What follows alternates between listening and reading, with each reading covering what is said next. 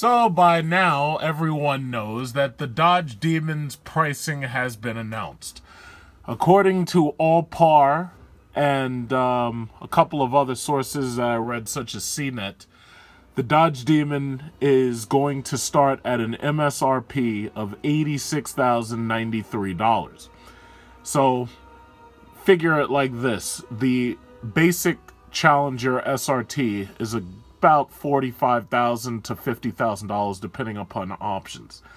So from $50,000 all the way up to $86,000, they're adding about $37,000 worth of additional parts, options, whatever you want to call it. It's an upgrade. So considering this car is limited to 3,000 units in America, limited to 300 units in Canada, basically it's going to obviously sell immediately, and you probably won't even be able to see any of them on the dealer floors. Now, with the Hellcats, when they first came in, as you know, I bought one when it first came in, the Charger anyway.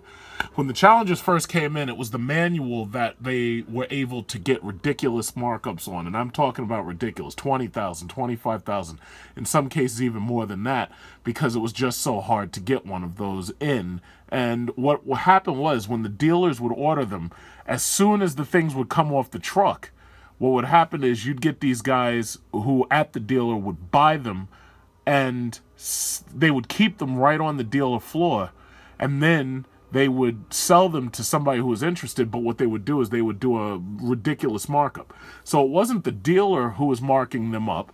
What it was individuals who would purchase the car and then resell it in order to make a profit. So basically, it was the free market at work, and you just had to deal with it. Now, some dealers did try to put, like, what are they called, market-adjusted pricing on the cars, or they tried to charge higher dealer fees, but for the most part, they weren't able to go too outrageous with that, because most people already knew that there was no way that they were going to pay anything more than a couple $1,000 extra. The problem was, when you were dealing with private sellers, there was really nothing you could do. Either you take it or leave it.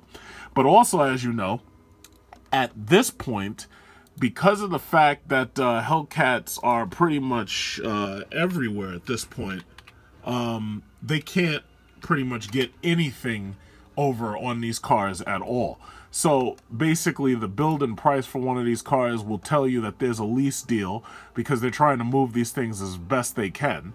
But if you build one of these things, they start at about $27,000. And when you throw in the Hellcat option and you go to the powertrain, once you get to about a full build, you'll see that they're leasing these things for less than $500 a month, depending upon how you option it. So that's basically it. In my opinion, it doesn't make sense to buy a Demon, simply because if you plan on using it as a regular car, it doesn't make sense. You're better off buying a Challenger Hellcat. The Demon has a lot of things taken out of it. For instance, you only get 2 speakers in the doors. That's it. You don't get one of the multi-piece speaker systems. You don't get a back seat. You don't get a passenger seat, not unless you option it in. It's like you make so many compromises that basically it's just not a great car for somebody who wants to use it as a daily driver.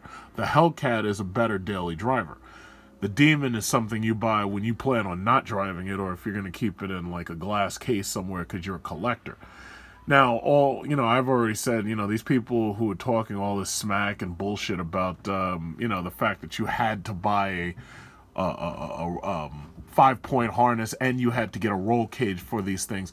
First of all, I really don't believe many people who buy these things are going to actually put roll cages in them, because the problem is a roll cage is not a very livable addition to a car. It's like if you buy a roll cage, the only thing you're ever going to do with that car is go to a drag strip, because ultimately the problem is a roll cage, they have bars and everything to protect the hood or I should say the roof of the car. If you smack your head onto a roll cage, you basically can't drive a car with a roll cage unless you have a helmet. So, basically, I just don't see many people who buy one of these cars modifying that car to that point. I just don't see it. So, basically, they said, okay, well, these things, because they run 9-second quarter miles or something in that area, They're basically saying that, oh yeah, well, you are not allowed to go to a NHRA event without a roll cage. I know Dodge couldn't have put their own roll cage in because, you know, the litigiousness of this society, if something goes wrong, they're getting sued. So they'll leave that up to you. But for the most part, anybody who buys one of these cars, you don't have to race it. It's like everybody who sees that badge on there is going to automatically know, oh shit, they've got a demon. Or if they see that Hellcat badge, they're like, oh shit, they got a Hellcat. Nobody's trying to race you, not in these streets. And they're damn sure not trying to race you at a drag strip. So it's kind of something that it's like you buy the car just because everybody knows it's fast. Kind of like buying, say, a Lamborghini or a Ferrari. You don't have to race anybody with a Lamborghini or Ferrari. They already know what that thing's capable of because they've seen it kicking ass on YouTube or on television or on some movie dozens and dozens of times. So basically, this kind of car is just something that people buy. It's a toy. It's awesome. It's an awesome toy for, you know, and that's it. And if you option this thing up with the crate and all the other stuff that you could possibly have, this thing comes out to about $97,000. So what you're talking about is the fact that now, you know, when I bought my Hellcat, you could get those Hellcats for a finance of $1,000 a month, which is how I got mine. Thing about it is they turn right around and now they're leasing these things. They're trying to give these fucking cars away. Literally trying to give these cars away. So $500, $600 a month, which is far more reasonable. And you figure it like this. If you're buying a car like this, you must have really good credit because the thing about it is these cars appear to be affordable, but they're not. I just bought brakes for my car, brakes and rotors, and that came out to almost $700, and that was after saving $180 with an employee discount from a friend. These rotors, these brake pads, these brakes, the braking kit, this is a very expensive addition to a car. So basically, what you have to remember is no matter how expensive they try to make this thing appear to be, this is still going to be quite expensive. In fact, if you were to option this thing out to $97,000, this thing would end up costing you more than, say, something like a Mercedes S-Class, which is about $90,000 to $100,000, possibly $110,000. This would end up costing you more because, first of all, the insurance you already know is going to be over the top. With a Hellcat, the insurance is about $300 unless you live in a very low-populated state.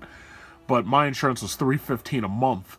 And the problem is, if you lease these cars, if you lease them, there's 10,000 miles on a lease, so they assume that you're not going to drive it during the winter. Now, if you don't drive it during the winter, you're still making payments on it, even though the thing is sitting under a cover, and you can't drive it because it will kill you if you get on a patch of ice or some water. So the cost of these things, unlike the regular SRTs, it's exponentially higher than, say, a basic SRT Challenger or a basic SRT Charger. Now, with this Demon, you're talking about even more exponential than, say, a Hellcat, because here you're dealing with these Nitto Demon tires, because you can't just use any tires. You got to use the Demon tires. You show up to one of these car shows without the Demon tires, and people are going to laugh. You can't show up to the car show without the Demon tires. You gotta have the Demon tires. In fact, you may have to bring the entire crate with you when you go to the car show. You may have to actually tow the car in with a flatbed, and you have to have the Demon crate with you when you go to a car show. Because if you try to go to a car show with this car and you don't have everything with you, I don't know if you'll be able to get that trophy that day. I mean, they'll give you the trophy for the most part just because you managed to figure out a way to get a Demon. But, you know, people are going to want to see that crate. You know, it's not just about the car. You got to have the crate. You got to have the tires. You got to have those little skinny wheels and everything. In fact, I don't need, you know, first of all, the way I'm seeing it, they only give you a red key and a black key as far as I know. I don't think that's enough. I think they need to give you something else, like maybe like a skull key or something from Doom or something, because the way I see it is the red key, that's for Hellcat owners. That's for the lowly Hellcat owners. People who own a Demon, no, they're supposed to have a Demon key or something like that. You gotta hype it up. Like, I don't know, a gold key that looks like it's on fire. I don't know what you want to have, but you gotta give us something a little bit, you know, a little bit higher end. But basically, this is $100,000, and it will cost you more to own it and more to drive it than a Mercedes S-Class would. That's saying a lot for a Dodge product that started at $50,000.